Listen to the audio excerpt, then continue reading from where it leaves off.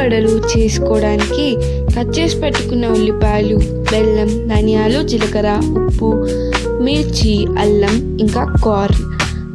మిక్సీలోకి corn ఇంకా ఉల్లిపాయలు తప్ప అన్నీ వేసుకొని బాగా రుబ్బుకోవాలి. దానిలో ఉల్లిపాయల ముక్కలు వేసుకొని బాగా కలుపుకొని ఒక కడాయిలో నూనె బాగా వేడెక్కిన తర్వాత ఇలా వడలు ఒత్తుకొని వేసుకొని గోల్డెన్ బ్రౌన్ అయ్యేంత వరకు గోలనివ్వాలి.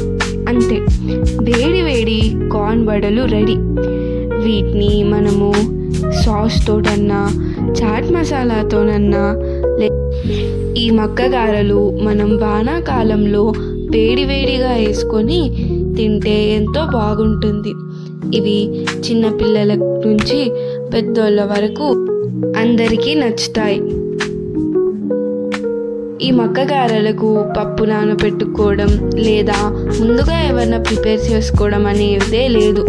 మనకు కావాల్సినప్పుడు మనం పిండి రుబ్బుకొని చేసేసుకోవచ్చు. ఇది quick, easy and healthy recipe.